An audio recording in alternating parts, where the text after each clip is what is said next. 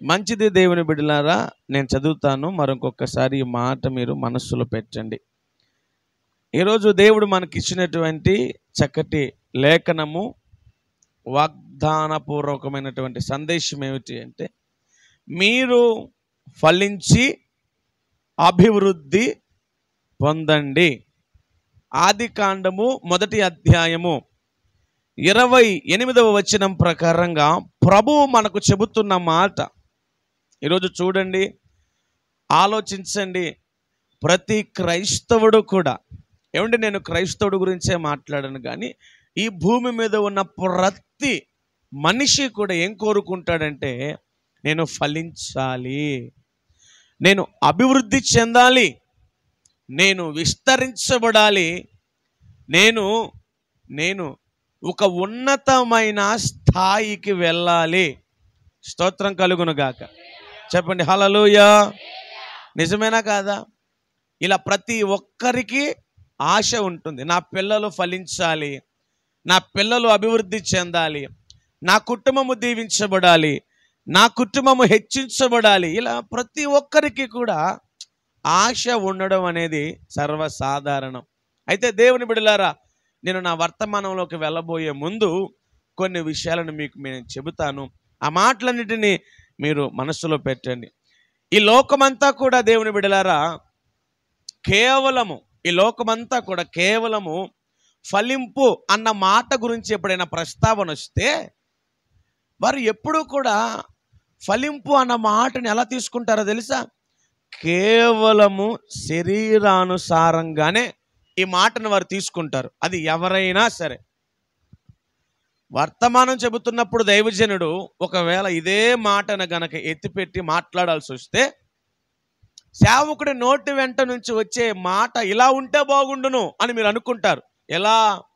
ఇప్పుడు ఏదైతే ప్రభువు ఆదికాండమందు ఆదాము అవ్వలను దీవించాడో, సేవకుడు కూడా అట్లనే వాక్యం చెబితే బాగుండును అని మీరు అనుకుంటారు.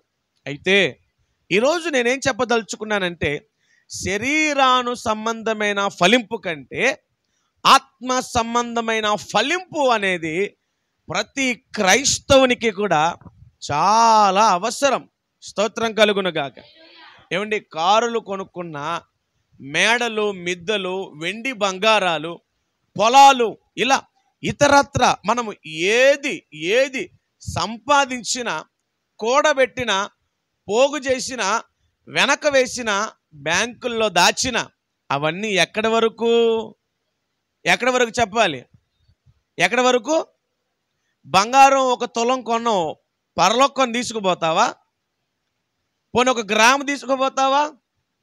ఒక 10 లక్షలు పోగేసావు, ఒక 10 రూపాయలు అన్న పట్టుకెళ్తావా? నేనేమంటానంటే, ఈ రాత్రికాల వేళ ప్రతి క్రైస్తవుడు కూడా ఆలోచించాల్సినటువంటి విషయం ఏమిటి అంటే, ఫలింపు అన్న మాట మన చెవిని పడ్డప్పుడు ఈ లోకానుసారంగా తీసుకోకూడదు. మరి ఫలింపు అన్న మాటను మనం ఎలా అర్థం చేసుకోవాలంటే, పరలోక సంబంధమైనదిగా మనము దానిని స్వీకరించగలగాలి. మీరు ఎవరు బైబిల్ తెరవలసిన అవసరం లేదు. నేను చాలా స్పష్టంగా మీకు అర్థమయ్యే భాషలో చెప్పుకుంటూ వెళ్ళిపోతాను. ఒకరోజు ఒక పొలము యజమాని పొలానికి వచ్చాడు. తనకి కొన్ని ఎకరాల పంట ఉంది. ఆ ఎకరాల పంటలో ఎన్నో మామిడి చెట్లను, ఉదాహరణకు చెబుతున్నా, నాటించాడు. చక్కగా ప్రతి ఏటా ప్రతి చెట్టు, ఉదాహరణకి ఒక మామిడి చెట్టు మొక్క అయితే ఒక రకంగా, ఒక కాస్త వయసు, ఇంకొక కాస్త వయసు అయితే ఒక రకంగా కాయలను ఇస్తుంది. అలాగా ఎకరాలు తన భూమంతా తిరుగుతూ ప్రతి చెట్టు గమనిస్తూ వచ్చినటువంటి పంటను బట్టి, రాబడిని బట్టి చాలా సంతోషించాడు. అయితే ఎప్పుడు తన దృష్టి ఒక చెట్టు మీద పడుతూ ఉండేది.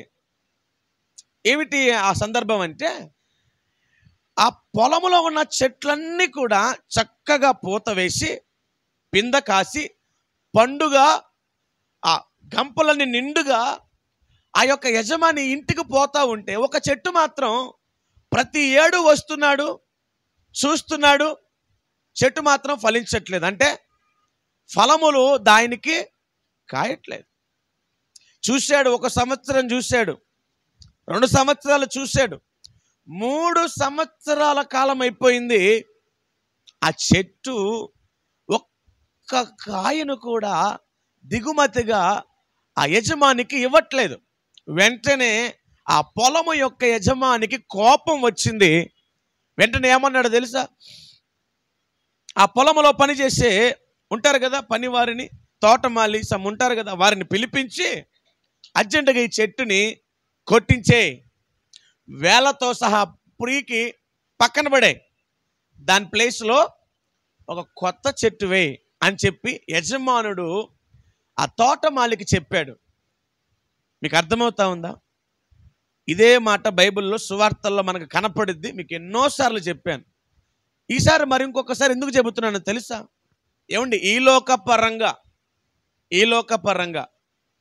నీ ఇంటి ముందు ఒక జామ చెట్టు నాటినా, ఒక బొప్పాయి చెట్టు నాటినా, ఏదన్నా కాయో పండో ఇచ్చే చెట్టు నువ్వు నాటి దానికి నీరు పోసి దాని బాగోగులు చూసి అది పెరిగి పెద్దదైన తర్వాత దాని ద్వారా నువ్వు ఏమండి లాభం పొందుకోలేకపోతా ఉంటే నీకేమనిపించింది?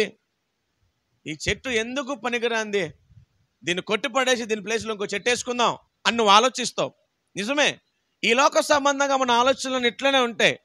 మరి మనమే ఈ రీతిగా ఆలోచన చేస్తే పరలోకమందున్నటువంటి మన తండ్రి, మన ప్రభువు ఉపమాన రీతిగా మనతో మాట్లాడుతూ అంటాడు, ఇదిగో ఇప్పుడు సంఘములో ఒక 50 మంది ఉన్నారు. ప్రభువు అందరినీ గమనిస్తున్నాడు, ప్రభువు అందరినీ పరీక్షిస్తున్నాడు, ప్రభువు అందరి మీద దృష్టి పెట్టాడు. అయితే ఎవరికి తగ్గట్లుగా వారికి దేవుడు కావలసినవన్నీ సమయానికి తగ్గట్టుగా సందర్భాన్ని బట్టి ఇస్తూ పోతూ వారి అభివృద్ధికి, వారి గ్రోతింగ్కి కారణమయ్యాడు. ఒక్కొక్కరు ఒక్కొక్క రకంగా ఫలిస్తున్నారు, దేవుని కొరకు ఫలాలను కాస్తూ పోతూ ఉన్నారు. అయితే సంఘంలో ఒకరిద్దరిని బట్టి ప్రభు ఏమంటున్నాడంటే, ఈ వ్యక్తి సంఘంలో ఇన్ని సంవత్సరాల నుంచి ఉంటున్నాడే, ఈ వ్యక్తి ఈ సంఘంలో ఇన్ని సంవత్సరాలు నన్ను వెంబడిస్తూ నేను ఎంతో ఎరువు వేశాను, వాక్యం అనే ఎరువు వేశాను, ప్రార్థన అనే ఇదంతా కూడా నేను తనకి బలమైనటువంటిది అంతా కూడా ఇచ్చాను, ఈ వాక్యమైన నీరు వేసి ప్రార్థన అనే ఎరువు వేసి ఇలా ఎంతో చేశాను, ఈ విశ్వాసి నా కొరకు ఫలిస్తాడు, ఫలాలు కాస్తాడు, నా కొరకు ఒక ఫలభరితమైన జీవితాన్ని జీవిస్తాడు అని నేను చూశాను. కానీ సంవత్సరాలు గడుచుచున్నాయి కానీ ఇతనిలో మార్పు కనబడట్లేదు, ఒక అడుగు ముందుకు వేసేది లేదు, దేవుని కొరకు ఏదైనా చేద్దామనే తపన లేదు. కాబట్టి నేనేమనుకుంటున్నానంటే, ఇక ఈ చెట్టుని ఇక్కడతో తొలగించేద్దాం.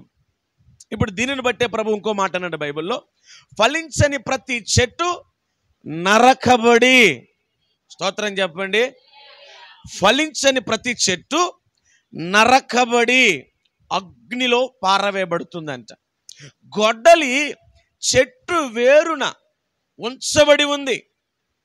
యజమానుడికి కోపము వస్తే, యజమానుడికి నీ మీద అసహనం కలిగితే, యజమానుడికి ఆయన దృష్టికి నీవు ఎందుకు పనికిరాని పాత్రగా కనబడితే నీ మీద ప్రేమ చూపిస్తాడు, జాలి చూపిస్తాడు, అవకాశం ఇస్తాడు, మరలా నిన్ను ఏదో ఒక రీతిగా పనికొచ్చే పాత్రగా మలుచుదామని. అప్పుడు 3 సంవత్సరాల కాలము చెట్టు ఫలించలేదంటే, 1 సంవత్సరము ఫలించలేదని చెప్పి 2వ సంవత్సరం దాన్ని అలా వదలరు కదా, ఇంకొంచెం లోతుగా ఏం చేస్తారు, కాస్తంత ఆ పాదంతా కూడా దాన్ని నీట్గా చేసి మంచి మందులు కొట్టి ఇంకెక్కువ నీరు పెట్టి ఎండు కొమ్మలు బరువైనటువంటి అవన్నీ కూడా తొలగించి దాన్ని తేలిక చేసి దాని మీద ప్రత్యేక శ్రద్ధ వహిస్తాడు రైతు. ఇప్పుడు దేవుడు కూడా అట్లనే ఉన్నాడు, మన మీద ఒక ప్రత్యేకమైన శ్రద్ధ చూపిస్తున్నాడు. మొదట్లో ప్రార్థన రాదన్నావు, నేర్పించాడు, పాటలు రావన్నావు, పాడిపించాడు, పరిచర్య చేత కాదన్నావు, చేయిస్తున్నాడు. నడక నీ యొక్క ఈ దేవుని మందిరంలో నీకు ఉండాల్సినవన్నీ కూడా దేవుడు అన్నిటినీ కూడా నీకు 1 by 1 ఒక్కొక్కటిగా అవలంబింపజేసి నిన్ను నడిపించుకుంటూ పోతూ ఉంటే, ఇంత చేసినా కూడా దేవుని కొరకు నీవేమీ కూడా ఫలించిన చెట్టుగా ఉంటే, ఈరోజు నేను అదే చెబుతున్నాను. ఫలింపు అన్న మాటకు వచ్చేసరికి క్రైస్తవులు ఎలా ఆలోచిస్తారు తెలుసా? ఈ లోకపరంగానే, అయ్యా పాస్టర్ గారు ప్రార్థన చేయండి, మంచి ఉద్యోగం దొరకాలి, బేషుగ్గా మంచిది కాదనట్లేదు. పాస్టర్ గారు ప్రార్థన చేయండి, మా పిల్లలు బాగా అభివృద్ధిలోకి రావాలి, మంచిది. పాస్టర్ గారు మేము ఇల్లు కట్టుకోవాలి, పాస్టర్ గారు మేము ఫలానా, పాస్టర్ గారు మేము మరేదో మరింకేదో కాదనట్లేదు. ఎప్పుడైనా పాస్టర్ గారు కన్నీటి ప్రార్థన రావట్లేదండి, నా కొరకు ప్రార్థన చేయండి. పాస్టర్ గారు నేను కూడా కన్నీరు గార్చి గంటలు గంటలు మోకరించి అయ్యగారు అన్య భాషల చేత నింపబడాలని ఆశగా ఉందండి, ఆత్మ చేత ఆనందించాలన్న తపన నాకు ఉందండి. మీటింగ్ పెడితే నా వంతుగా నేను నిలబడి దేవుని కొరకు ఏదైనా చేయాలన్నటువంటి ఆలోచన ఉందండి. వాస్తవానికి నేను బలహీనురాల్ని, నా కొరకు ప్రార్థన చేయండి అని అడిగే క్రైస్తవులు తక్కువైపోయారు. నేను చెప్పాను కదా, ఫలింపు అనగానే ఈ లోక పరంగానే చూసుకుంటున్నారు, పరలోక సంబంధమైనటువంటి విషయాల మీద దృష్టి పెట్టట్లేదు దేవుని బిడ్డలారా. ఇదిగో ఫలించిన ప్రతి చెట్టు ఏమవుతుంది? నరకబడుతుంది. అందుకనే పౌలు ఏమన్నాడో తెలుసా? మీరు కాలాన్ని బట్టి చూస్తే, ఇప్పుడు దేవుని నమ్ముకున్న కొత్త బాప్తిజం తీసుకున్న తొలి రోజులు, ఆ మొదటి దినాలు, మొదటి నెల, సంవత్సరం, అప్పుడు మనం ఎలాంటి వారం అంటే చిన్న పిల్లలతో చిన్న పిల్లలతో సమానము. ఆనాడు భక్తి తెలియదు, ప్రార్థన తెలియదు, వాక్యం సరిగా రాదు, మందిర క్రమాలు ఇవన్నీ కూడా అంత పెద్ద అవగాహన మనకు లేదు. కానీ ఇప్పుడు కాలాన్ని బట్టి చూస్తే మీరు పెరిగి పెద్దవారయ్యారు. ఎందులో? భక్తిలో, ప్రార్థనలో. 3-5 సంవత్సరాలు, 4-5 సంవత్సరాలు, 5-5 సంవత్సరాలు, 6-5 సంవత్సరాలు, 15 సంవత్సరాలు, ఇలా మీరు భక్తిలో పెరిగి పెద్దవారయ్యారు. కాలాన్ని బట్టి చూస్తే మీరు బోధకులుగా ఉండాల్సింది పోయి ఇంకను మీరు పాలు తాగేవారుగానే ఉన్నారు. ఇది పౌలు అన్న మాట. నిజం. ఈ మాట చాలా వాస్తవం. సమయాన్ని బట్టి, కాలాన్ని బట్టి, పరిస్థితిని బట్టి చూస్తే ఇక్కడ నేర్పుతున్న ప్రార్థన, స్తోత్రం చెప్పండి హల్లెలూయా. ఇక్కడ నేర్పుతున్న ప్రార్థన ఏమండి? నిలబడి మనం ఆరాధనలోకి వెళ్తే సరదాగా ఒక 20 నిమిషాలను ఆరాధన చేస్తాం మనం. ఇంకొంచెం నడిపింపు ఉంటే 30 నుంచి 35 నిమిషాలు ఆరాధన సమయం మందిరంలో. ఇంత ఆరాధన. ఈరోజు దేవుని బిడ్డలారా, ఒక సేవకుడిగా నేను నిలబడి ప్రార్థించండి అని చెప్పటమే కాదు సుమా, నేను ప్రార్థన చేస్తూ, మీరు ఏ మందిరానికైనా వెళ్ళండి, సేవకుడు మా కన్నీరు గరిచి ప్రార్థించు అంటాడు తప్ప 190 మంది సేవకుల కంట కన్నీరు రాదు. అంటే నేను గొప్పగా చెప్పట్లా, నిన్ను నడిపించే నాయకుడిగా నేను కన్నీరు కార్చి, ప్రసవ వేదనతో, గుండెల నిండా భారముతో, ఇక్కడ నీకు ఇక్కడ అన్ని నేర్పబడుతున్నాయి. ప్రార్థన నేర్పబడుతుంది. ఇప్పుడు నేను నిలబడి వాక్యం చెబుతున్నప్పుడు మీకు అర్థం కాని విధంగా లోలోతుల్లోకి వెళ్ళి చెప్పేది కూడా లేదు, మీకు అర్థమయ్యే భాషలో చక్కగా వివరిస్తున్నాను. ఒక మహా ఉంటే 40 నిమిషాల వాక్యం చెబుతాను. చక్కటి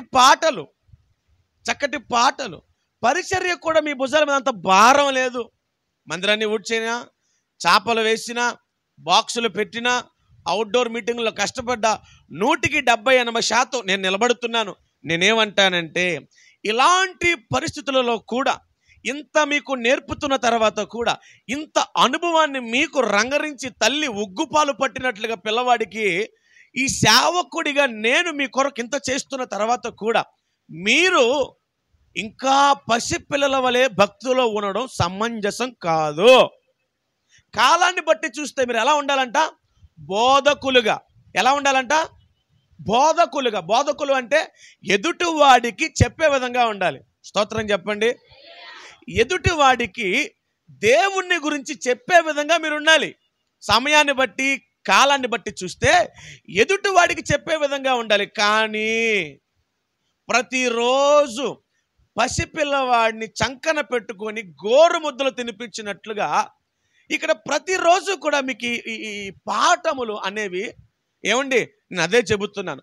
ఫలింపు అన్న మాటకు వచ్చేసరికి ప్రతి క్రైస్తవుడు కేవలము ఈ లోక పరంగానే నేను అదే చెబుతున్నా.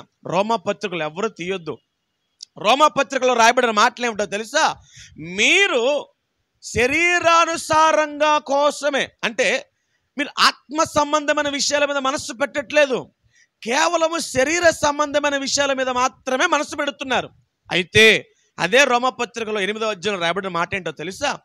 మీరు శరీరము చెప్పినట్లు వినడానికి దానికి మీరు రుణస్థులు కారు. స్తోత్రం చెప్పండి. మీ శరీరము చెప్పిద్ది. ఏం చెప్పిద్ది?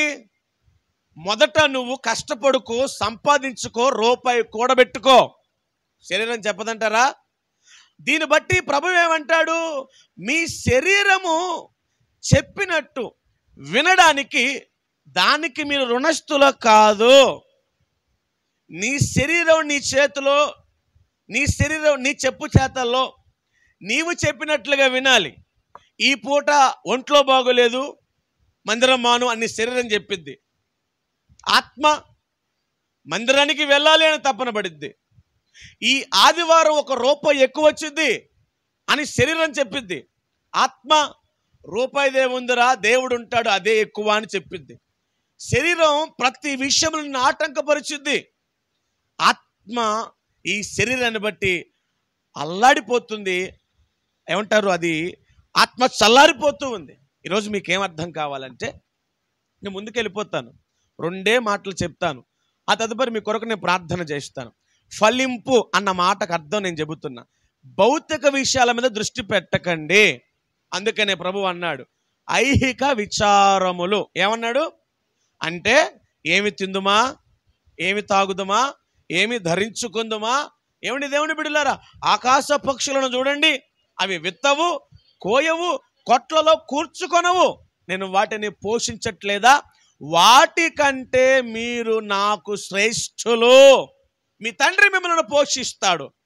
దేనిని గురించి చింతపడకండి. ప్రతి విషయాన్ని బట్టి ప్రార్థన విజ్ఞాపనలతో నా దేవుని ఎదుటకు రండి, ప్రార్థించండి, మోకరించండి, కన్నీరు కార్చండి, ఆత్మలో ఆనందించండి. ఈరోజు అదే చెబుతున్నాను దేవుని బిడ్డలారా. దేవుని నమ్ముకున్న తర్వాత నీ వలన దేవునికి వచ్చినటువంటి ఉపయోగం ఏమిటి, లాభం ఏమిటి? మందిరానికి వచ్చి నువ్వు లాభం పొందుకున్నావా, నష్టం పొందుకున్నావా? నువ్వు పొందుకున్నావా? దేవుని దగ్గర నుంచి లాభం పొందుకున్నావా? మరి నీ వల్ల దేవునికి లాభం ఉండద్దు? నీ వల్ల దేవునికి లాభం అంటే డబ్బు ఇస్తావా, బంగారం ఇస్తావా, వస్తువులు కొని తెచ్చి పెడతావా, భోజన కార్యక్రమాల్లో మీటింగ్స్లో నీ వంతుగా నువ్వు ఏదైనా తెచ్చి ఇక్కడ పడేసి పాస్టర్ కనీళ్ళు తుడిచేస్తావా? ఉపయోగంలే. 100 సార్లు చెప్పా మీకు నేను, ఉపయోగం లేదు. దేవుని వలన నువ్వు లాభం పొందుకున్నావు, దేవుడి వలన నువ్వు దీవించబడ్డావు, దేవుడి వలన నువ్వు ఆశీర్వదించబడ్డావు. దేవుడు నీ కొరకు ఎన్నో చేశాడు. మరి దేవుని కొరకు ఏమండి, అవన్నీ నాకు తెలియదండి, నేను మందిరానికి వస్తానండి, మీరు ప్రార్థన పెట్టారు కాబట్టి ప్రార్థనలో ఏకీభవిస్తానండి, ఏదో ఒక రీతిగా కాలం గడిపేసుకుంటూ వెళ్ళిపోతానండి, అంతకంటే మించి నేను ఏం చేయలేను పాస్టర్ గారు అంటావా? నా దేవుడు అంటాడు, ఫలించని ప్రతి చెట్టు నరకబడుతుంది. ఫలించిన ప్రతి చెట్టు అంటే ఏమిటి? ఇలా ఉంటే దేవునికి నచ్చవు. నువ్వు మందిరానికి వచ్చి ఏదో ప్రార్థనలో పాలు పంచుకొని ఏదో కళ్ళు మూసుకుని ఒక 10 నిమిషాలు ప్రార్థించి తిరిగి వెళ్ళిపోయేటట్లుగా ఉంటే అందరూ చేస్తారు. చేయరా? ఆ లక్కన వస్తే అన్యులు కూడా చేస్తారు. పండగ వస్తే అన్యులు రారా? కూర్చోరా, ఓ 4 మాటలురా, కళ్ళు మూసుకుని ప్రార్థించరా, అవసరమైతే ఒక చిన్న సహాయం కూడా చేస్తారు. అన్యులు చేస్తున్నారు. నీకు వారికి తేడా ఏంటి? దేవుని నమ్ముకున్న తరువాత అదే చెబుతున్నా, దేవుని నమ్ముకున్న తొలి దినాల్లో అంటే తెలియదండి, రాదండి, ఏదో ఒక రీతిగా కొన్ని మాటలు సాకులు చెల్లుబాటు అయ్యాయి. రోజులు గడుచుచున్న కొద్దీ దేవుడు నీ మీద ఒక ప్రణాళిక కలిగి ఉన్నాడు. నీ మీద ఒక ప్రణాళిక, ఆడ మగ తేడా లేదు, చిన్న పెద్ద తేడా లేదు, అందరి మీద దేవునికి ఒక ప్రణాళిక ఉంది. అందరినీ దేవుడు ఏదో ఒక ఆలోచన చొప్పునే మందిరానికి పిలిచాడు. నీ పరిధిలో నువ్వు ఏం చేయగలవో అది చెయ్యాలి దేవుని కోసం. కనీసం నీ ఇంటి వారి ఎదుటైనా సరే నీ భక్తి కనపరుచుకోవాలి. నేను అంటున్నాను, నువ్వేం చెయ్యొద్దు, పోనీ నేనున్నాను, సేవకురాలు ఉన్నారు, కొంతమంది తమ్ముళ్ళు ఉన్నారు, మేము పోరాడుతున్నాం, మేము ప్రయాసపడుతున్నాం, మన దేవుడు మన ముందు నడుస్తున్నాడు. నేనేమంటానంటే, ఈ మందిరాన్ని వెంబడిస్తున్నావు నువ్వు, ఊరంతటికి కాకపోయినా, వీధంతటికి కాకపోయినా, నీ కుటుంబ సభ్యులకు పోని అక్కర్లేకపోయినా, నీ కుటుంబం కోసమైనా, అట్లీస్ట్ నీ భర్త బిడలు, నీ తల్లిదండ్రుల అత్తమామల కోసమైనా, ఇదేగా కుటుంబం అంటే, వీరి కోసమైనా నీ తపనేంటి? మందిరానికి వచ్చి వెళ్ళిపోయేటట్లుగా ఉంటే ఏంటి ఉపయోగం? దేవునిలో ఫలించాలి, ప్రార్థనలో ఫలించాలి, వాక్యములో ఫలించాలి, పాటలలో ఫలించాలి, పరిచర్యలో ఫలించాలి. దేవుని కొరకు విరిగి నలిగి సజీవ యాగముగా మన జీవితాలను ఆయన కొరకు సమర్పించుకోవాలి. దేవుని నమ్ముకున్న తొలి దినాల్లో, ఏమండి దేవుని బిడలారా, దేవుని నమ్ముకున్న తొలి దినాలలో ఈ శరీరాన్ని దేవుని పని కొరకు ఎంతగా నలగగొట్టుకున్నానో తెలుసా?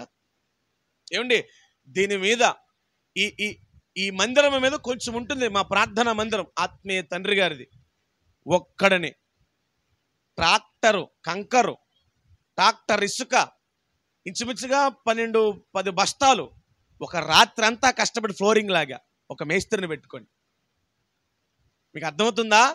ట్రాక్టర్ కంకరు, బెడ్డేసాం, కింద బెడ్డేస్తారు కదా ఫ్లోరింగ్కి ముందు, ట్రాక్టర్ కంకరు, ట్రాక్టర్ ఇసుక, ఆ పల్చగా సిమెంట్ అంతా కూడా కొట్టి నైట్ అంతా తెల్లవారులు ఒక మందిరాన్ని కట్టి దేవుని కొరకు నా దేవుడు నాకు వాగ్దానం ఇచ్చాడు, ఆజ్ఞ ఇచ్చాడు. హగ్గయిలోనే ఎక్కడో ఉంటుంది, కొండల వైపుకు పోయి మ్రాను తీసుకొచ్చి నా మందిరాన్ని కట్టు అని హగ్గయి గ్రంథంలో ఎక్కడో ఉంటుంది. నాకు ఆ దేవుడు నా ఫ్రెండ్ ద్వారా కార్డు తెచ్చిస్తే ఏంటి ఈ మాట వచ్చింది, దీనికి అర్థం కూడా అర్థం కావట్లేదు, ఇంట్లో పెట్టేశా. కానీ కొద్ది దినాలు అయిన తర్వాత ఆత్మీయ తండ్రి గారు లేచి, అమ్మా మనకు చర్చి లేదు, మా పాస్టర్ గారు ఒక వరండాలో పెట్టేవాళ్ళు. మీకు తెలుసా? వెళ్ళండి, ఏ సేవకుడి దగ్గరికైనా వెళ్ళండి, పరిచయం అంటే ఎలా ప్రారంభిస్తారో తెలుసా? ఎవరైనా ఒక విశ్వాసాన్ని బేస్ చేసుకొని వాళ్ళ ఇంట్లో పెట్టి, వాళ్ళ ఈదులో పెట్టి, అడప దడప ఆ ఇంటి మీదో అక్కడో ఇక్కడో పెట్టి, ఆ తర్వాత స్థిరపరచబడిన తర్వాత, బలపరచబడిన తర్వాత అప్పుడు ఇలాంటి కార్యక్రమాలు చేస్తారు. మీకు అర్థం కావాలి, ఈరోజు మన పరిచయం అలా ప్రారంభం అవలా. ఎవరు వస్తారు, ఎంతమంది వస్తారు, ఏం తెస్తారు పక్కనెట్టు, ₹1,00,000 అడ్వాన్స్ కట్టాం, 15,000కు అప్పట్లో ఒప్పుకున్నాం. 3వ సంవత్సరం ఇది. ఇప్పుడు ₹18,000 మనం గడుతున్నాం. ఎవరు వస్తారు, ఎందరు వస్తారు, ఏం తెస్తారు పక్కన పెట్టు. 6 నెలలు నేను నా భార్య ఈ మందిరంలో కూర్చున్నాం. మేము 6 నెలలు ఎవరు రాలా. 6 నెలలు నేను నా భార్య ఎంత ప్రార్థన చేసామన్నా తెలుసా? ఈరోజు కొంతమంది ఒక గుంపు మనం కూడుకున్న తర్వాత మనల్ని చూసి రకరకాల మాటలు మాట్లాడుతున్నారు, కానీ ఈ ప్రయాస ఎవరికి అర్థం కాదు. అయితే ఆ దినాల్లో మా పాస్టర్ గారికి మందిరం లేనప్పుడు, మందిరం కట్టాలి, డబ్బు లేదు, ఎవరు వంతగా ఎవరన్నా ఏదైనా సాయం చేస్తారంటే టక్కమని లేచా, ముందు వెనక ఆలోచించలా. శరీర సంబంధులు ఎలా ఆలోచిస్తారో తెలుసా? సేవకుడు ఏదైనా ఒక మాట చెబితే 100 రకాల ఆలోచనలు తీస్తారు, 100 రకాలుగా గుసగుసలాడతారు, 100 రకాలుగా మాటలు చెప్పుకుంటారు, 100 రకాలుగా వెనక రకరకాల విషయాల మీద దృష్టి పెడతారు. ఆ రోజు మా పాస్టర్ గారు లేచి, అయ్యా మనకు ఒక స్థలం దొరికింది, చర్చి కట్టడానికి పరిస్థితులు బాగోలా, ఎవరన్నా అనగానే టక్కమని లేచి, నేను టాపీ మేస్త్రిని, సరుకులు తెచ్చి అక్కడ పడేయండి, సామాన్లు నేను కట్టించేస్తానన్న. అన్న మాట ప్రకారంగానే ₹1 ఖర్చు అవ్వకుండా మందిరం కట్టించాను నేను ఆయనకి. నేను మా ఫ్రెండ్ ఇద్దరమే. అడపాదడపై ఇక్కడ ఉన్నటువంటి నా ఫ్రెండ్స్ తాగుబోతులను తీసుకెళ్ళి ఆడితో చేయి వేయించి, ఒక రేకుల షెడ్, దీని మీద కొంచెం ఉంటుంది, ఒక్కడిని ఇంకొకరిని పెట్టుకొని. ఈ మాటలను ఎందుకు చెబుతున్నాను తెలుసా? దేవుణ్ణి నమ్ముకున్నటువంటి తొలి దినాల్లోనే దేవుని ఆత్మకు అప్పగించుకున్నాను. నేను ఒక శరీరానుసారంగా నేను ఉండుంటే ఈ ఆత్మ నడిపింపు నాకు వచ్చేది కాదు. శరీరానుసారంగా ఉండకూడదు. దేవుని కొరకు విరిగి, దేవుని కొరకు నలిగి, దేవుని కొరకు కరిగి, నీ శక్తి అంతా ధారపోసే విధంగా. నేను అప్పట్లో ఇంత లావు నాపరాళ్ళు మోస్తూ ఉండేవాడిని. సరదాగా ఒక 200-300 నాపరాళ్ళు ఉండే అక్కడ. అటు ఇటు మారుస్తూ ఉంటే నన్ను చూసి ఆ ప్రాంతవాసులు ఏమనుకునే వాళ్ళు తెలుసా? ఈ గంజే తాగే వాళ్ళు ఇంత బరువులు మోసేస్తారు అని. గంజే తాగుడికి ఓపిక తెక్కేదవల్లారా అనుకునేవాడిని నేను. అలా ఏమనుకునేవాళ్ళు, ఈ గంజే తాగేవాడు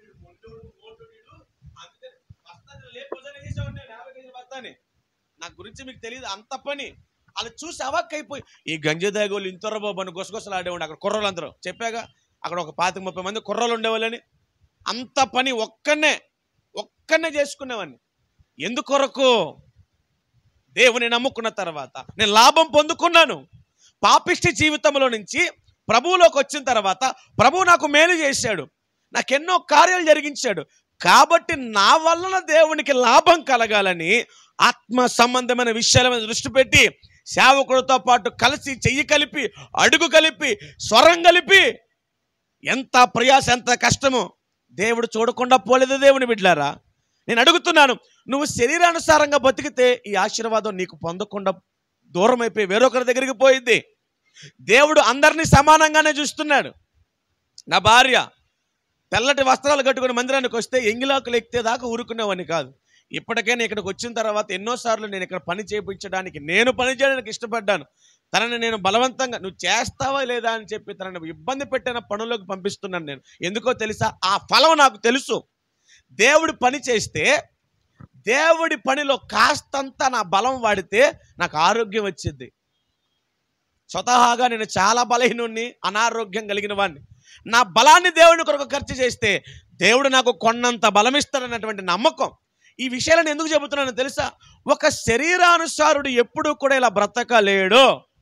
ఆత్మ సంబంధమైన దృష్టి మనం కలిగి ఉండాలి. ఆత్మ సంబంధమైన దృష్టి అంటే అదే చెప్పాను, కేవలం ఈ లోకం కోసమే కాదు. మందిరానికి వచ్చావు, 1 సంవత్సరం గడిచింది, అప్పటి వరకు నీకేం తెలీదు. ఓకే, మళ్ళీ చెబుతున్నా, అర్థం చేసుకోండి. 1 సంవత్సరం అయింది, నీకేం తెలీదు. చిన్నపిల్లలతో సమానం. ముడ్డి కిందకి 12-13 ఏళ్ళు వచ్చాయి, గొడ్డల నిండా ఏరుకొని మీ పిల్లలు మీ ముందుకు వస్తే కడుగుతారా? స్తోత్రం చెప్పండి ఒకసారి. అడుగుతున్నానమ్మా. ఇక్కడ మొత్తం పారిపోయింది.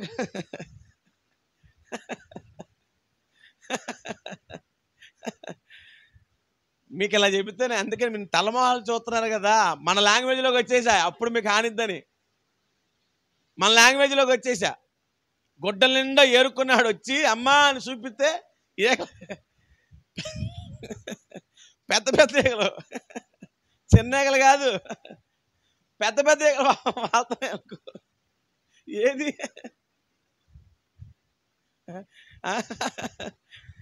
ఏది బాబు, ఏది చూపించు కాదు అనరా. మీ పిల్లడేగమ్మా, మీ పిల్లడేగా.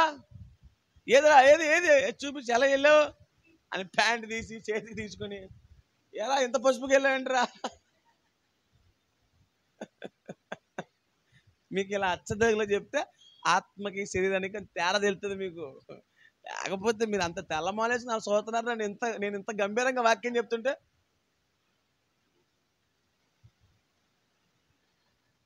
అంటున్నారు. నాకు అర్థమవుతుంది మీ మొక్క కవలికలు. అందుకే ఎప్పుడు ఇలాంటి వాక్యాలు మీకు చెప్పజావను నేను. మీకు ఏ కాడికి 4 ఆశీర్వాదాలు ఏమంటే దేవుని బిడ్డలారా అలాంటి చెప్పుకుంటూ పోయేది. ఎందుకంటే మీరు చెప్పిన దగ్గర నుంచి కళ్ళు తాలేసి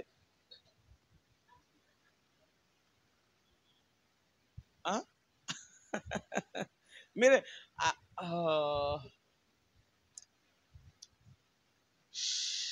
తర్వాత మొత్తం అయిపోయిన తర్వాత ఎరా బాబు వెనక ఒక కథ చెప్పాం, ఆ కథలో పలానా క్యారెక్టర్లు ఏంట్రా అంటే తెలియదండి.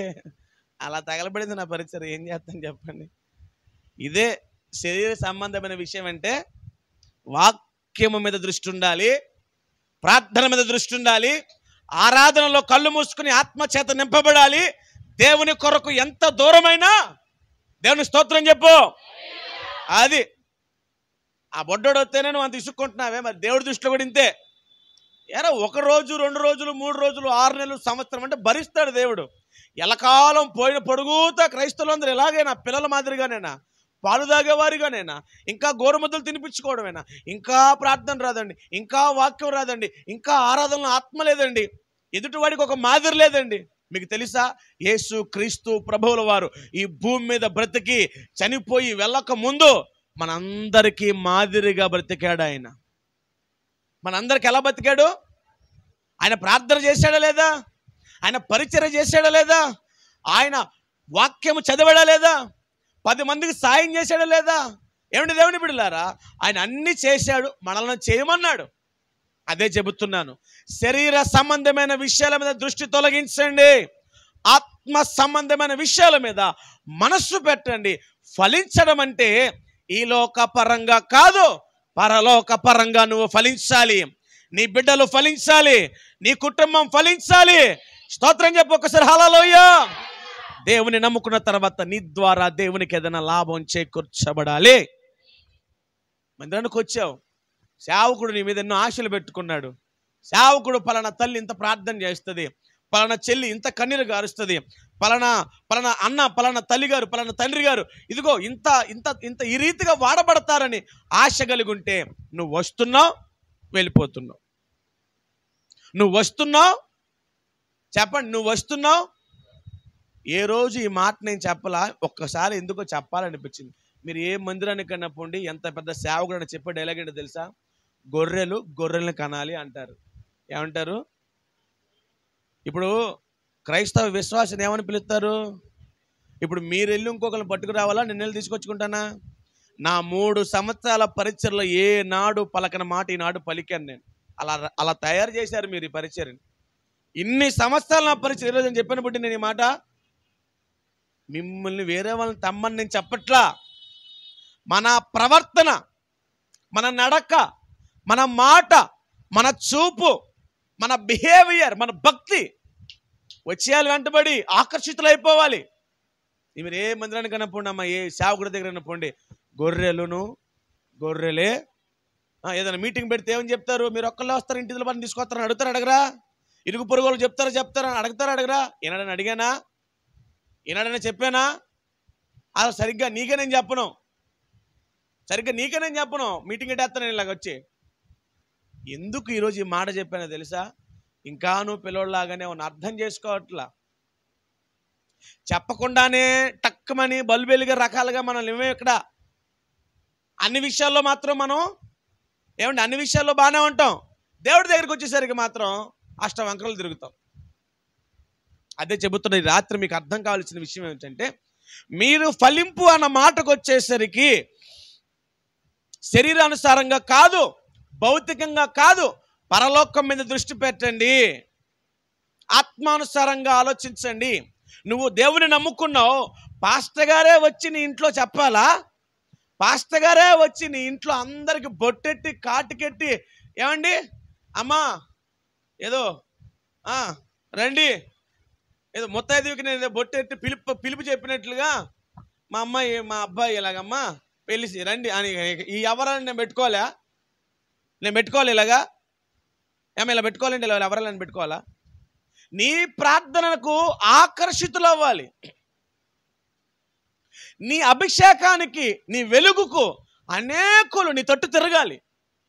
నీ ఇంట నువ్వే సరిగా లేకపోతే నేనేం చేస్తాను? వచ్చి పైపచ్చి నాకు తప్పట్లా ఏంటి బూతులు, నాకు తప్పట్లా ఏంటి తిట్లు దండకాలు, నాకు తప్పట్లా ఏంటి వెనక మళ్ళీ తాటాలు కడుతున్నారు మళ్ళీ గట్టిగా సౌండ్ రావడానికి. నేనేమంటానంటే, నేను తిట్టట్లా, నేను తక్కువ చేయట్లా. ఫలింపు అన్న మాటకు అర్థం చెబుతున్నా. ఫలింపు అన్న మాట దేవుడు ఏం కోరుకుంటున్నాడు తెలుసా? మీ శరీరము చెప్పినట్లుగా మీరు వింటే ఆత్మలో ఇంకెప్పుడు ఎదుగుతారు.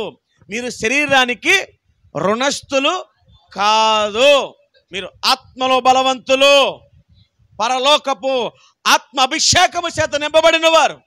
ఆత్మానుసారంగా బతకండి. ఈ లోకం కోసం కాదు, పరలోకం కోసం జీవించండి. దేవుడు మిమ్మల్ని దీవిస్తాడు. అర్థమవుతుందా? ఏమర్థమైంది చెప్పండి? అది ఎవరికైనా అర్థమైంది, అది కాదు. అందులో సబ్జెక్ట్ చెప్పండి తెలుగులో నాకు.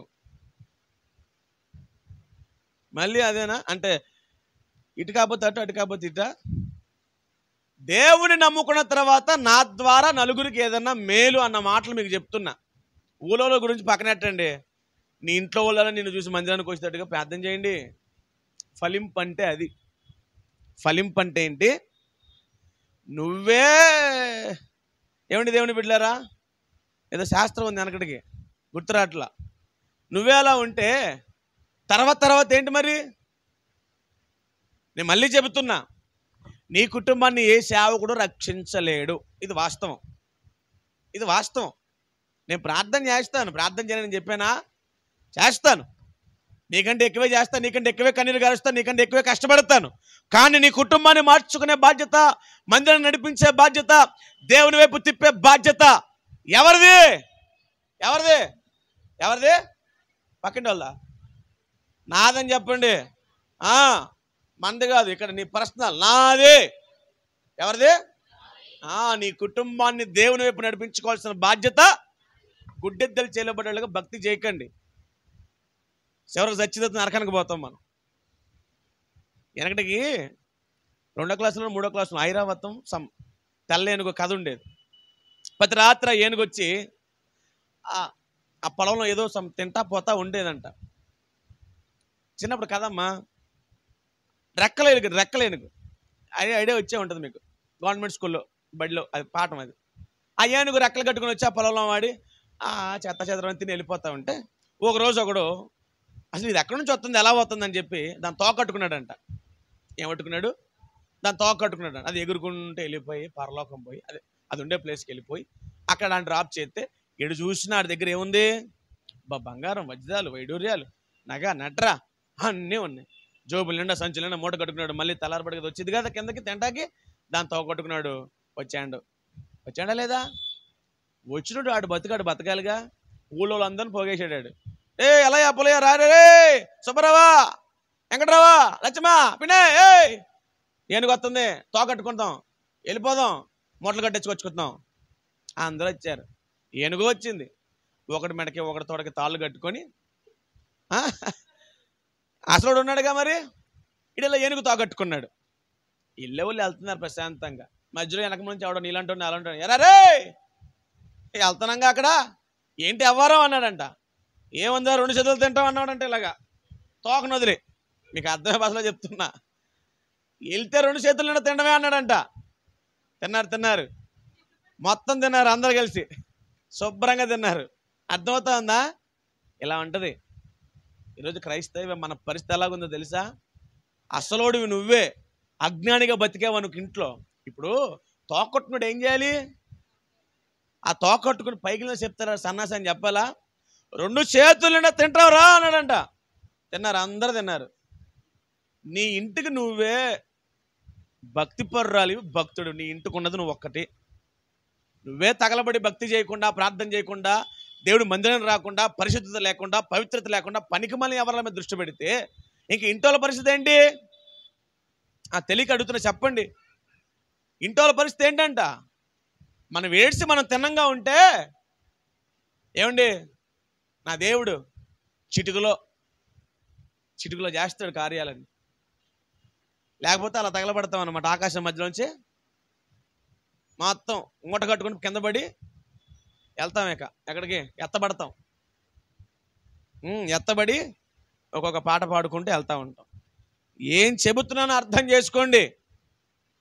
ఈరోజు మీకేం అర్థమవుతుంది వాక్యం అంటే? ఫలింపు. దేవుని కోసం ఫలించండి. ఎంత చెప్పినా శివుడి ముందు సంఘమే కానీ మీలో నేను వాక్యం చెబుతున్నప్పుడు ఆ తపన మీలో నాకు కనపడట్లేదు. అంటే మీ ముఖాల్లో నాకు ఆ వెలుగు ఏం అర్థం కావట్లేదు. నేను వాక్యం చెబుతా ఉన్నాడు, కాస్త ఇన్స్పైర్ అవుతారేమో. చాలా బతుకు మార్చుకుందాం, ఎంతకాలం ఈ పిల్లల కోసం, భర్త కోసం, ఈ ఉద్యోగాల కోసం, ఈ అప్పుల కోసం, ఆరోగ్యం కోసం ఎలకాలం ఇదే బతుకున్నది. ఆ బతుకు మార్చుకుంటా నీ పూటన్నా దేవుడి కోసం బతుకుతాను అన్నటువంటి ఆ ఫీలింగ్స్ ముఖంలో, హాహభావాలు, ఆ కవలికలు ఏమన్నా కనపడతామని చూస్తా ఒక్కొక్కరి ముఖంలో. ఏంటో మీ ముఖాలు ఎప్పుడు ఒకలానే ఉంటాయి. ఏంటో మీరు ఎక్స్ప్రెషన్స్ దాచేసుకుంటారండి మీ హృదయాల్లో. ఫీలింగ్స్ బయటికి కనపడినవరా? మీ ముఖాల్లో ఫీలింగ్స్ బయటికి కనపడవా ఏంటి? నాకు అర్థంగా అడుగుతున్నానండి. అదే వెనకడికి నేను మొన్న చిన్నపాటి షార్ట్ చూస్తున్నా ఫేస్బుక్లో. ఒక పెద్ద మనిషి కాస్త కూర్చొని అక్కడ ఏదో తిండి తింటా ఉన్నాడు, డ్రింక్ తాగుతామంటే వెనక మళ్ళీ ఇంకో 2 వచ్చి అంటున్నారు, ఇంత గొప్ప పెద్ద మనిషిని బట్టి ఎంగిలాకులు ఎత్తుకుని ఎదవన్నారు సార్ అని అన్నాడు. అనంగనాడు అంటున్నాడు. ఒక పెద్ద మనిషి భోజనం చేస్తున్నాడు, ఏదో డ్రింక్ బొంక తాగుతున్నాడు. 2 ఉలిపోళ్ళు వచ్చి ఎంత గొప్ప మర్యాదస్తుని పట్టుకుని ఎంగులాకులు ఎత్తుకుని ముష్టోడు అన్నారు సార్ ఆడ అనగానే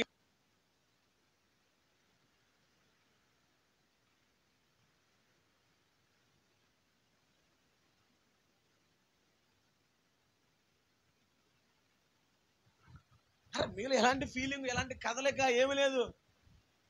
ఏంటంటే అలా తుఫాన్లో కూర్చున్నటువంటి గడ్డి తినే,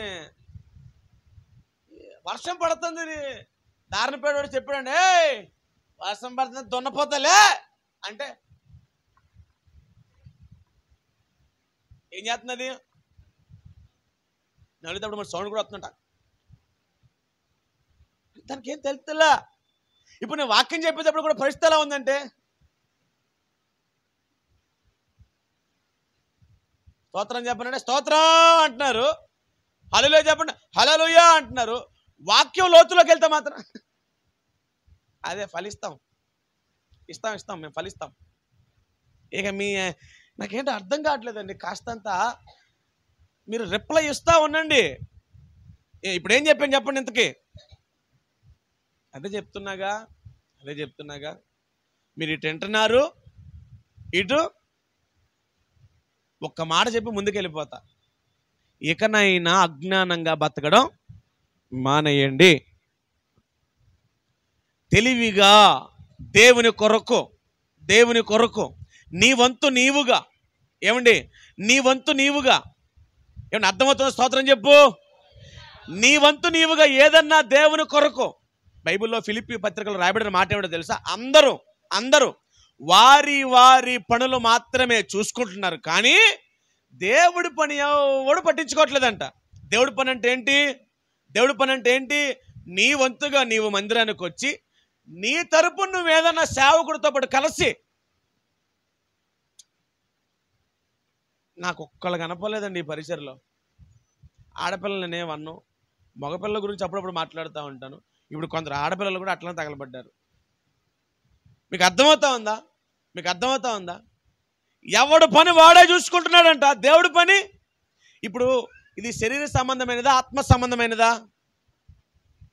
శరీర సంబంధమైనదా, ఆత్మ సంబంధమైన? ఇప్పుడు నీ పని నువ్వు చూసుకుంటున్నావు అనుకో, దీన్ని శరీర సంబంధమైందా, ఆత్మ సంబంధమైందా? ఇప్పుడు శరీర సంబంధం ఎక్కడికి పోతారు? మరి వెళ్తావా? టికెట్ బుక్ చేసేదా? మాట్లాడమంటావా? ఒక మంచి ప్లేస్ ఇవ్వండి, మా అమ్మాయి వస్తుంది నరకంలో, మంచి ఏడేడిగా ఉన్నటువంటి లావలో పెట్టండి కొంచెం అని చెప్పేదా? వద్దా? ఎవరు పని మీద వాళ్ళు దృష్టి పెడితే దేవుడి పని మీద ఎప్పుడు దృష్టి పెడతారు? ఎప్పుడు దృష్టి పెట్టం కదా మనం. ఎందుకంటే మన చెవులు ఎలాంటి మాటలకి చోటిస్తాయో తెలుసా? మన హృదయం ఎలాంటి మాటలకి చోటిస్తాయో తెలుసా? మనం ఎలాంటి మాటలకు స్పందిస్తామో తెలుసా? ఒకవేళ బయటకు పోయిన తర్వాత ఏం చెప్పారే వాళ్ళ పాస్టర్ గారు అని నువ్వు చెప్పాల్సి వస్తే ఇక్కడ నేనేం చెప్పాలో తెలుసా? అది ఇక నువ్వు మాటికి నీతో ఆమెను చెప్పే వాగ్దానాలన్నీ, మీకు ఇచ్చిన వాగ్దానాలన్నీ తీసుకురండి, పెట్టుకొని చదువుతామంట. ఒక గంట చదువుతా, మీరు ఆమెన్ అంటా ఉండండి. ఇక బయటికి వెళ్ళి నువ్వేం చెప్తావు తెలుసా?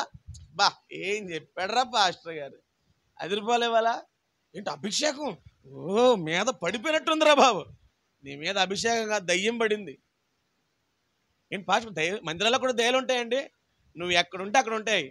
మందిరంలో ఉంటాయండి, బయట ఉంటాయండి. అర్థమవుతుందా? నువ్వు ఎక్కడుంటే అక్కడే ఉంటాయి దయ్యాలు. మందిరంలో ఏంటి, బయట ఏంటి? ఇప్పుడు నేను అదే చెబుతున్నా. ఒకవేళ నువ్వు బయటికి వెళ్ళిన తర్వాత మా పాస్టర్ గారు వాక్యం బాగా చెప్పారంటే, నువ్వు ఏ వాక్యం గురించి మాట్లాడతావంటే, ఇలాంటి వాక్యాలు వచ్చినప్పుడు మాత్రం ఏం చెప్పారా మీ పాస్టర్ గారిని ఎవడని ఈదులో ఆపిని అడిగితే, చెప్పారా ఏదో అన్నారు మొత్తానికి అని నీకెందుకురా? నువ్వు మందిరానికి వచ్చి నువ్వు వినొచ్చుగా. నేనే చెప్పాలి నీకు, మళ్ళీ ఇదో కవరింగ్. నువ్వు మందిరానికి రాలేవా? ఒక పూట మందిరానికి వస్తే ఏంటంటారా, మేము వెళ్తలేదా? అసలు ఆడు అడిగింది ఏంటి? ఏం చెప్పాడరా మీ పాస్టర్ గారిని అడిగారు. ఒకప్పుడు తెలుసా, నా భార్య ప్రతిరోజు వచ్చి నా పక్కన కూర్చొని చెవు దగ్గర జోరేగలాగా, పాస్టర్ గారు ఈ వాక్యం చెప్పారు, పాస్టర్ గారు ఈరోజు ఈ మాటలు చెప్పారు, పాస్టర్ గారు ఇలా చెప్పారు అలా చెప్పారు. ఏమండి ఈరోజు నేను వాక్యం చెబుతున్నానంటే నేను విన్న మాటలన్నీ ఎక్కడ దాచుకున్నాను తెలుసా? నేను ట్రైనింగ్లు గట్రా ఏం చేయలా, నేను ఏ కాలేజీలకి వెళ్ళా, ఏ స్కాలర్షిప్లు తీసుకోవాలా, ఎవరి దగ్గర ఏమీ కూడా మనకేమి లేవు. ఒక్కసారి చదివా బైబిల్, ఎప్పుడో ఫస్ట్ లాక్డౌన్లో చదివా, అంతేనా? ఫస్ట్ లాక్డౌన్లో బైబిల్ చదివా, అవన్నీ ఇక్కడ దాచా. రెఫరెన్స్లు చెప్పకుండా మీకు ఎందుకు చెప్తానో తెలుసా? నాకు ఆ రెఫరెన్స్లు నోట్లేవేమో కానీ అందులో సబ్జెక్ట్ మాత్రం నోట్ ఉంది నా హృదయంలో. అందుకే ఇలా చెప్పుకుంటూ పోతాను. నేను నాకున్న జ్ఞానాన్ని బట్టి 4 మాటలు మీకు అందిస్తామంటే విని ఈ పూట నుంచి మీరు ఏం చేయాలి? శరీరానికి సంబంధమైనటువంటి ఈ సాతాన ఆత్మను మీలో నుంచి దూరపరిచి ఆత్మ సంబంధమైన విషయాల మీద దృష్టి పెట్టండి. మందిరానికి వచ్చాం, ప్రార్థించాం, ఆరాధనలో క్రమం తప్పకుండా ఫాలో అవుతూ వచ్చాం, మనల్ని బట్టి 10 మంది దీవించబడ్డారు, సేవకుడికి ఉపయోగపడ్డాం, దేవునికి కూడా. ఇలా మీరు బతికితే నాకు ఒకంత సంతోషంగా ఉంటుంది. నాకు ఒక ఎంత ఆనందంగా ఉంటుంది. ఈదులో ఆయమ్మ ఈ అమ్మ రకరకాల మాటలు, ఆ చెదారం ఇవన్నీ నేను నిన్న పెద్దగా బాధపడను. ఎందుకంటే నా దగ్గర ఉన్న బిడ్డలు నెంబర్ 1 అని నేను అనుకుంటాను. కాబట్టి ఈదులో ఏనుగు పోతా ఉంటే కుక్కలు మురిగాయి అని చెప్పి మన ఏనుగు మనం బాధపడిద్దాం. ఇప్పుడు ఏనుగు కథ మిగతా ఏనుగులే మనం ఏం పడి అటాక్ చేస్తామంటే ఆ మదమెక్కిపోయినటువంటి ఏనుగులు ఏమండి ఎగబడి మనల్ని కుమ్ముతా ఉంటే మనం మాత్రం ఏం చేస్తాం? నేనేమంటానంటే ఫలింపు అన్న మాట మీకు అర్థం కావాలి. ఫలింపు అన్న మాట. ఇప్పుడు ఒకవేళ నీకు ఆశ కలిగింది రాత్రి ఏమని, ఎస్ ఈ రోజు నుంచి నేను దేవుని కొరకు ఫలించి అభివృద్ధి చెందాలి, ఆత్మచేత నింపబడాలి, దేవుని కొరకు వాడబడాలి, పాస్టర్ గారు చెప్పినట్లు జీవించాలి అని నీకు ఆశ ఉంటే నువ్వేం చేయాలో తెలుసా? ఒక్కసారి బైబిల్ తెరు. యోహాను సువార్త 15వ అధ్యాయము. యోహాను సువార్త 15వ అధ్యాయం తెరు. యోహాను ముగించేసి నీ ఒక్క మాట, ఎందుకు ఇవాళ మిమ్మల్ని ఇబ్బంది పెట్టడం నాకు ఇష్టం లేదు. యోహాను సువార్త 15వ అధ్యాయం 41 చదవండి. క్షమించాలి 4. యోహాను సువార్త 15:4. నా యందు నిలిచి ఉండండి, మీ యందు నేనును నిలిచి ఉందును. తీగె ద్రాక్షవల్లిలో నిలిచి ఉంటేనే కానీ తనంతట తానే ఎలాగో ఫలింపదో అలాగే నా యందు నిలిచి ఉంటేనే కానీ మీరు ఫలింపరు. దేవునికి మహిమ కలుగునుగాక. ఈ ఒక్క మాటతో ముగించేశాను. మిమ్మల్ని పెద్దగా ఇబ్బంది పెట్టలేదు. ఇప్పుడు చెప్పిన వాక్యం అంతటికి ఈ ఒక్క మాటను జోడించి ఏమంటున్నాను తెలుసా? ఒకవేళ నీకు ఫలించి అభివృద్ధి చెందాలన్న ఆశ ఉంటే, ఇప్పుడు మళ్ళీ సబ్జెక్టులోకి వస్తున్నాను. శరీర సంబంధంగా ఫలించాలన్నా, ఆత్మ సంబంధంగా ఫలించాలన్నా, అన్ని విధాలుగా దీవించబడాలన్నా, 100కి 100% నీ కుటుంబం హెచ్చించబడాలన్నా ఎలా ఏ రీతిగా? దేవుళ్ళో మనం నిలిచి ఉండాలి. దేవుడిలో ఉంటేనే తప్ప మనము ఫలించలేము.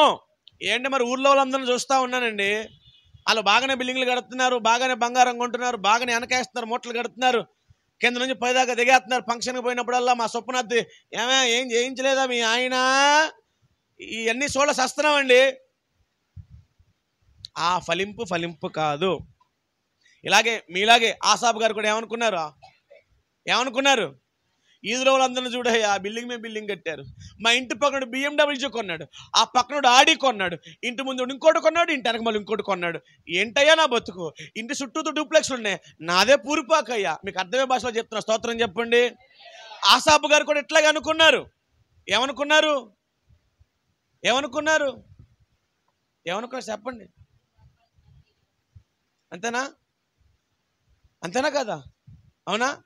అప్పుడు దేవుడు ఏమన్నాడు ఆసాబు దగ్గరికి వచ్చి, ఇట్రా ఏంటి ఈదులో వాళ్ళందరూ బాగుపడిపోయారు, మూటలు వెనకేసేసారు, బిల్డింగ్ మీద బిల్డింగ్ కట్టారు, తులాలు కొనేసి బ్యాంకులో కట్టరా ఓకే వేసి దిగేసుకుని తిరిగేస్తున్నారు అంటున్నావుగా. వాళ్ళు ఎక్కడున్నారో తెలుసా? కొండ అంచున. ఎప్పుడు పోతాడో ఎవడికి తెలియదు. ఒకవేళ అర్ధాంతరంగా నువ్వు చేస్తే ఏం చేస్తే అటో ఇటుగా తీసుకుపోయి ఏదో మన పరలోకంలో పెట్టుకుంటాడు ప్రభు. ఆ ధనవంతుడు చనిపోయాడు, ఎక్కడికి పోయాడు? వాడు బతికినంతకాలం ఎలా బతికాడు? ఆడి ఫలింపు చూసి అందరూ ఏమనుకున్నారు? అబ్బా ఈడిదిరా బతుకంటే అనుకున్నారు. కానీ ఆ ధనవంతుడే తన నోటి వెంట తాను ఏమంటున్నాడు? నా జీవితం కాలిపోయింది, ఒక్క అవకాశం ఇవ్వండి. ఎక్కడ? నరకములో. అదే చెబుతున్నాను, దేవునిలో నిలిచి ఉండండి, అప్పుడు మీరు ఫలిస్తారు. ఫలించడం అంటే చెప్పాగా మూటలు దాయటం కాదు. ఏ నాటి కీడు ఆ నాటికి చాలు. ఏ నాటి కీడు ఆ నాటికి అంటే అర్థం ఏంటి? ఈ పూటకి నీకు ఏం కావాలో అది ఇస్తాడు దేవుడు. రేపటి గురించి ఆలోచించొద్దు, రేపటి గురించి చింతపడకండి. ఏ నాటి కీడు ఆ నాటికి చాలు. నాలో నిలిచి ఉంటే తప్ప మీరు ఫలించరు. దేవుళ్ళో గనక మనము నిలిచి ఉంటే, దేవుళ్ళో గనక మనము నిలకడగా ఉంటే, దేవుళ్ళో గనక మనము భయభక్తులు కలిగి ప్రార్థనాపూర్వకముగా ఆత్మ సంబంధమైన విషయాల మీద దృష్టి పెడితే, ఆ దేవుడు నీకు నీ బిడలకు ఎక్కడ ఏ లోటు రానివ్వకుండా ఏ పూటకు ఆ పూట జరిగించుకుంటూ తీసుకుపోతాడు. కాదండి కాతో కూతో వెనకేయాలి, మూటలు కట్టాలి, మెల్లో గిల్లో దిగేసుకోవాలనుకుంటే మాత్రం మరి నాకైతే తెలియదు, ప్రభువుని అడుగు. ఇవ్వడని చెప్పట్లా. ఒకవేళ నేను ఇస్తాడని చెబితే ఇక నుంచి నీ ప్రార్థనలాగా మారిపోద్దామని చెప్పి నాకు తెలీదు, ప్రభువుని అడుగు, ఆయన చెప్తాడు నీ కల్లో కనబడి. స్తోత్రం చెప్పు. ఏంటి కనబడతాడండి? కల్లో కనబడతాడు, నల్ల కనబడతాడు. ఎలా కనబడతాడు? నల్ల కనబడతాడు. బహుశా ఆడే ప్రభు అనుకుని నువ్వు భ్రమపడేవు. ఎందుకంటే అలాంటి మాటలని చెప్పేది ఆడే కళ్ళకు వచ్చి. చాలామంది దర్శనాల గురించి చెప్తుంటారు నాకు వచ్చి. ఎట్ల గురించి చెప్తారు? దర్శనాల గురించి వివరించేటప్పుడు ఇంకోసారి నా దగ్గరికి వచ్చే వాళ్ళకి ఇదే ఫైనల్ వార్నింగ్ చెప్పేస్తున్నా. నీకేదైనా దర్శనం వచ్చింది, అది నాకు చెప్తున్నావు అంటే ఒక పుస్తకం తీసుకో, ఇదిగో పుస్తకం తీసుకో, పెన్ను తీసుకో. నీ పేరేంటి? ఏమున్నా, సారీ అమ్మగారి పేరు దీవెన, పాత పేరుతో పిలుస్తూ ఉంటాలే, దీవెన. అమ్మగారికి దర్శనం వచ్చింది. ఏ దర్శనం? దేవుడు మాకు ఒక సొంత మందిరం ఇస్తా అన్నాడు. దర్శనం బాగుంది, అమ్మగారు నాకు చెబుతుంది. ఇప్పుడు దాన్ని ఎలా క్యాలిక్యులేట్ చేస్తాను తెలుసా? ఎదుటి నీ ముఖం ఇటు చూపించంట. అమ్మగారు ముఖం చూపిస్తారు. ప్రార్థన ఉందా నీ జీవితంలో అడుగుతా. అమ్మగారు 4ంటికి లేస్తారు, 5 దాకా ప్రార్థన చేసుకుంటారు, 5ంటికి నన్ను లేపుతారు. నేను మీకోసం ప్రార్థన చేస్తాను. మన ప్రార్థన 40 నిమిషాలే, అమ్మగారి ప్రార్థన 1:40 నిమిషాలు. ఇప్పుడు ఆ దర్శనం ఫలించిద్దా లేకపోతే గాల్లో కలిసిపోద్దా? మళ్ళీ మధ్యాహ్నం నువ్వు నేను పనుల మీద ఉంటాం, ఆవిడ ఇంటి పనులన్నీ చేసుకుని మళ్ళీ మన కోసం ప్రార్థన చేసిద్ది. మళ్ళీ రాత్రి ఇక్కడ నేను వాక్యం చెప్పి అలిసిపోయి గొంతు నొప్పి పెట్టి అలా కాళ్ళు జారబడి ఆవిడ ఒళ్ళో కాలు పెడితే కాళ్ళు నొక్కి నొక్కగానే కూర్చొని ప్రార్థన చేస్తూ ఉండిద్ది. ఇప్పుడు ఇలాంటి వాళ్ళ దర్శనాలు నెరవేర్చబడతాయా? దర్శనం చెప్పే గురించి చెప్తున్నా, వాక్యాలకు మళ్ళీ వెళ్ళిపోతా. జస్ట్ బయటకు ఎందుకు వచ్చాను చెబుతున్నా. పాస్టర్ గారు దర్శనం వచ్చిందండి. ఏమొచ్చిందమ్మా? కట్టానండి బాబు పెద్ద బిల్డింగు. దర్శనం గురించి మాట్లాడేటప్పుడు నీకు అర్హత ఉంటేనే. తెక్క ఎవరాలు వేసుకొని వచ్చి దర్శనం వచ్చిందని చెప్పమాకెక్కడ నాకు ఫలింపవు. ఆ దర్శనాలు లెక్కలోకి రావు. ఏ తమ్ముడు వస్తాయా?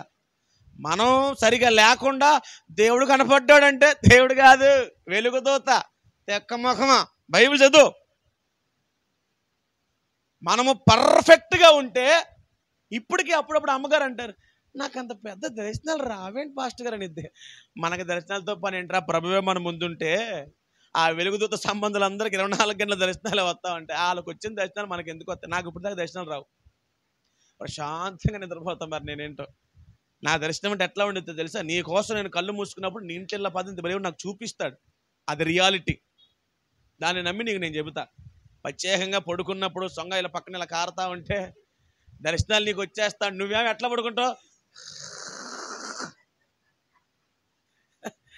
నీ దర్శనం ఎలాంటిది? నువ్వు ఇట్లా పడిపోయి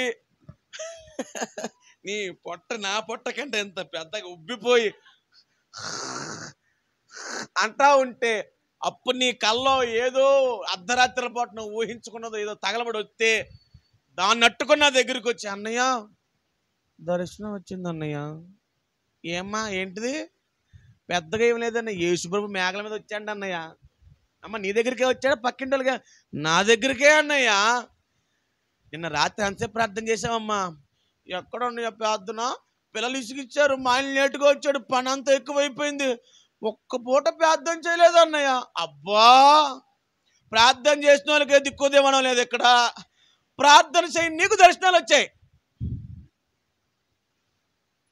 అంతేనా? తప్పుగా అనుకోకండి. అంతేనా కదా? ఎందుకు చెప్పాను ఈ మాట? ఎంతకాలం ఏ కాడికి ఇదే ఇదే ఇదే రియాలిటీ లేదు మనకి. క్రైస్తవులకి ఏం లేదు, గుడ్డెద్దలు చేలోబడింది. ఇక అంతే, వెళ్ళిపోయాం, వచ్చేసాం, అయిపోయింది. పేదన, పలహారం, సమోసా, లేకపోతే కూల్ డ్రింకు, సంచి. అమ్మా మా పిల్లలకు పెట్టమ్మా, పచ్చడి బాగుంది, ఆడెవడేదో అన్నట్టు తీయగంది, ఆడెవడో అన్నాడుగా, మీరు పచ్చడి బాగుందా పిన్న కథ బాక్స్లెట్టు పాస్టర్ గారు కొంచెం వేయండి. నాకు ఎందుకమ్మా, మీరు తినండి, మీరు తినండి, మీరు శుభ్రంగా ఉండండి, నాకు వద్దు. మీకు అర్థమవుతుందా? ఇది తప్ప మీరు అడుగు ముందుకు వేసి ఆత్మ సంబంధమైన విషయాల మీద దృష్టి పెట్టట్లేదు. దేవుళ్ళో నిలిచి ఉండాలి. అప్పుడే మీరు ఫలిస్తారు. ఫలించడం అంటే ఏమని చెప్పాను? ఏ నాటి కీడు ఆ నాటికి చాలు. అందుకని భక్తుడు ఏమైనా ప్రార్థన చేస్తున్నాడు తెలుసా? అయ్యా నాకు కోట్ల కోట్ల డబ్బు వద్దు, కోట్లు కోట్ల డబ్బు వద్దు. ఎందుకు? బైబిల్ చెబుతుంది, వారికి కలిగిన కొలది మరింకెక్కువ పాపం చేయడం నేర్చుకున్నారంట. అంటే రూపాయి రూపాయి రూపాయి రూపాయి రూపాయి వస్తుంది అనుకో, వీడు కన్ను మిన్ను కానిద్దా, ఊరి మీద ధరకి ఎక్కడ ఉంటాడు వీడు? అందుకని డబ్బు ఎక్కువ అడక్కండి. పోనీ మరీ బికారుడుగా బతుకుతావా? బికారుడుగా బతుకుతావా? బుద్ధి మారిపోద్ది. బుద్ధి మారిపోయి తప్పుడు త్రోవల్లోకి వెళ్ళిపోతావు. నువ్వేం చేయాలంటే, ఆ భక్తుడు మనకేమో నేర్పాడంటే, అయ్యా నన్ను మధ్యంతరంగా నడిపించు, ఎక్కువ వద్దు తక్కువ వద్దు, ఉన్నదాంతో అట్లా మా జీవితాలు వెళ్ళిపోవాలయ్యా. ఈ లోకంలో ఎట్లా బతికితే ఏముందిలే ప్రభువా, చచ్చి రేపు పరలోకం వచ్చి నీ రొమ్మున అనుకుంటానయ్యా, నీ సింహాసనము ప్రక్కన నిలబడతానయ్యా. ఆ పరలోకములో రేపు ప్రభువా నీ ఎదుట నేను ఆనందముతో సంతోషముతో ఆ దేవదూతలతో కలిసి ఆరాధిస్తానయ్యా. ఇది కదా, ఇది కదా ఫలింపు అన్న మాటకు అర్థమే. ఫలింపు అన్న మాటకు అర్థం ఇది. ఇక నుంచి ఆయన ఆలోచిస్తారని ఆశపడుతుంది. అదే యోహాను సువార్తలో ఇంకో మాట ఉండేది, ఏంటో తెలుసా? మీరు బహుగా ఫలించుట వలన మీ తండ్రి నామం మహిమపరచబడుతుంది. నీ ద్వారా దేవునికి ఏం కలగాలి అంటే, నువ్వు ఫలించి అభివృద్ధి చెందితే దేవునికి ఏంటంట, ఇప్పుడు నాలంటోడే ఉన్నాడు, ఎల్విన్ లాంటోడే ఉన్నాడు, మేము ఫలించి అభివృద్ధి చెందాం, విస్తరించాం, శాఖోపశాఖలుగా అనేక ప్రాంతాలు వెళ్ళి ఈ ఫలింపును గురించి 10 మందికి 10 మాటలు చెబుతున్నాం. మేము అభివృద్ధిలోనికి వచ్చాం. ఈ లోక పరంగా కాదు. తినడానికి సరిగా తిన్నుండదు, వేసుకోవడానికి వస్త్రాలు ఉండవు. ఒక మాటలో చెప్పాలంటే, నువ్వు చేసుకున్న పనిలో నువ్వు తెచ్చుకున్న 8 ఏళ్ళలోనూ 9 ఏళ్ళలోనూ నాకు రూపాయి ఇస్తే తప్ప నా ముద్ద వెళ్ళదు. కానీ నన్ను బట్టి నా దేవుడికి మహిమ ఎందుకు కలుగుతుందో తెలుసా?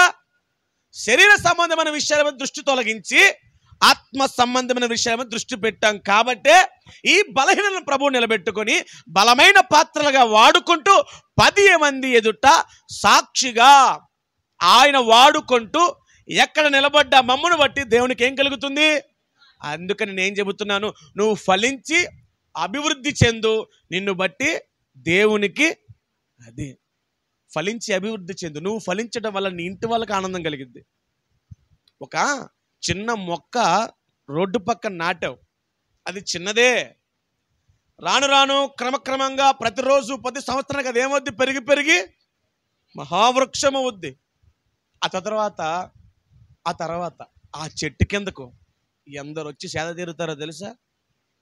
ఇప్పటికైనా ఇన్ని రోజులు ఎలాగోలా బతికావు, ఏదో నామకే వస్తే వచ్చావు, పాస్టర్ గారిని మెప్పిస్తాకో 10 మంది కను దృష్టిలో పడ్డానుకో చెప్పాగా.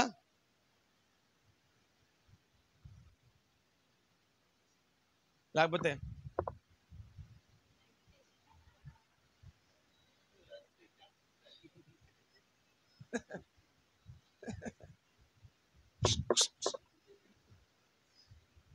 ఇక భౌతికపరమైన వ్యవహారాలే మనకి, పరసంబంధమైన వ్యవహారాలు ఏముండవుగా. అంతేనా? ఏది లిఫ్ట్ టర్నింగ్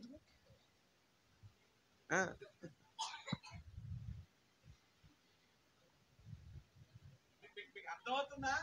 మీకు అర్థమవుతుంది? ఎంతకాడికి ఇదే దృష్టి. పాస్టర్లు కూడా పాస్టర్లు కలుసుకున్నప్పుడు వాళ్ళ వ్యవహారాలు భలే ఉంటాయి, విశ్వాసులు కలుసుకున్నప్పుడు వాళ్ళ వ్యవహారాలు భలే ఉంటాయి. కానీ ఎవరిలో ఏంటనేది ఆ దేవుడికే తెలిసిద్ది. కాబట్టి ఈరోజు అందరూ చేతులు జోడించే చెబుతున్నా, ప్రభువు నమ్ముకున్న మీరు అందరూ ఫలించండి, అభివృద్ధి చెందండి, విస్తరించండి, దేవుని నామ మహిమార్థమే వాడబడండి. శరీర సంబంధమైన విషయాలు మనకొద్దు. శరీర సంబంధమైన విషయాలు మనకు వద్దు. ఆరోగ్యం బాగోలేకపోయిందా? లైవ్ ఎడుతుందిగా ఫేస్బుక్లో, రేపో మాపో చూసి వాక్యం ఏం చెప్పారో ఒకసారి వాట్సాప్ ఓపెన్ చేసి ఈరోజు ఏం వాక్యం పెట్టారో చూడు, ఏం వాగ్దానం పెట్టారో చూడు. నెమ్మదిగా అడిగాయి. 1 గంట చివరిలో 1 అర్ధగంటన్నర ప్రార్థన మీద, ఆరాధన మీద, వాక్యం మీద, పరిచర్య మీద దృష్టి పెట్టి. మళ్ళీ చెబుతున్నాను, నేను కాదు నీ ఇంటికి వచ్చి నీ ఇంటి వాళ్ళని మార్చాల్సిందే దేవుడు. ఆల్రెడీ నేను వచ్చా, నిన్ను ప్రభువుకు అప్పగించా, నా బాధ్యత కొంత తగ్గింది. ఇప్పుడు నీ బాధ్యత పెరగాలి. నేను కాదు, ఇప్పుడు నీ బాధ్యత. నేను ఏడ్చా ఆల్రెడీ, నేను వచ్చి ఏడ్చి నా ఏడుపేదో నేను ఏడ్చా, నీ ఏడుపేదో నువ్వు ఏడివేక. తెలుగులో చెప్పుకుంటామంటే ఇలాగ ఉంటుంది అనమాట. నా ఏడుపేదో మరి మీ ఏడుపేదో ఎడతారా ఆడవరా? మీ ఏడుపేదో మీరు ఆడవండి తెలుగులో. మా ఏడుపేదో మేము ఆడవడం అంటే ఎందుకమ్మా, ఎందుకు నన్ను ఇలా కడుపు రగిలిపోయేటట్టు చేస్తారు? ఎందుకు నన్ను? ఏంటి పాస్టర్ గారు, ఎక్కడ ఎవరు ఇలా మాట్లాడండి, మీరు ఎందుకంటే అలా మాట్లాడతారు? అదేంటండి ఆడడం ఏంటి అసహ్యంగా? అంటే మీ వంతుగా మీరు కష్టపడండి అంటున్నా. మీ వంతుగా మీరు కష్టపడండి. ఎందుకు 5ంటికి ఎందుకు లేవాలి మనం? పడుకుంటే చక్కటి ఆరోగ్యం రాదా? 5ంటికి ఎందుకు లేవాలి మనం? ఎందుకు ప్రార్థనలో నిలబడాలి? మొదటి జామున ఎందుకు కన్నీళ్ళు కార్చాలి? ఎందుకు ప్రార్థనలు ఏకీభవించాలి? ఎన్నోసార్లు చెప్పాక టైం లేదమ్మా. మేబీ నాకు తెలిసి ఇంకో 10 ఏళ్ళు తిరిగేలోపు దేవుడు వచ్చేసాడు అనుకో, నువ్వు నేను చూస్తున్నాక యేసుప్రభు వచ్చేసాడు అనుకో, అప్పటికి ఇంకా శరీర సంబంధంగానే ఉన్నావనుకో, ఇంకా లోకం కోసం బతుకుతూనే ఉన్నావనుకో, నీ కళ్ళ ముందే పరిశుద్ధులందరూ ఆకాశానికి ఎత్తబడతా ఉంటారు. పాస్టర్ గారి దగ్గరికి వచ్చి పాస్టర్ గారు వందనాలు అంటావు, వందనాలు కూడా చెప్పడు ఆయన, ఎత్తబడతాడు. ఊరు బాబోయ్ పాస్టర్ గారు ఎర్రా, ఇంకెక్కడ పాస్టరు? ఆ తర్వాత నీకు మాస్టరు ఆయన వస్తాడు. ఆ వ్యవహారం బాగుంటుంది. నేనేం చెబుతున్నానంటే రాకడ సమీపంగా ఉంది, రేపో మాపో. దయచేసి నా మాటలు ఆలకించండి. నా వాక్యం మిమ్మల్ని బాధ పెట్టే విధంగా ఉంటే దయచేసి బాధపడండి, పర్లా. నేను కొట్టినట్టుగా మాట్లాడతాను, పర్లా, నొప్పిని అనుభవించండి. మాకు అవసరం లేదు అనుకున్నావా? చుట్టుపక్కల చాలా చర్చిలు ఉన్నాయి, దారి తెలియకపోతే అమ్మగారు తీసుకెళ్ళి దించొస్తారు. వెళ్ళండి, పాస్టర్ అమ్మగారు దించుతారు, పెద్ద ఇబ్బంది ఏమీ లేదు. నేను బాధపడను. మిమ్మల్ని ఎలా తయారు చేయాలనుకుంటున్నాను?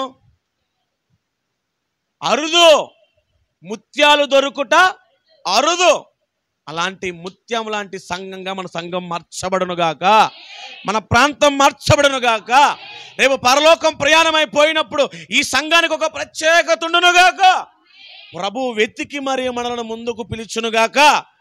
అలా పిలవాలంటే ఎప్పుడు ఈ నురుపిడి, ఈ దెబ్బ అవసరమే.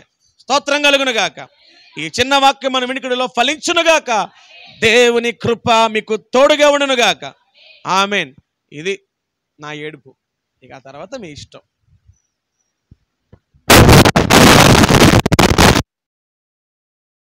నా మాట గౌరవించి అమ్మా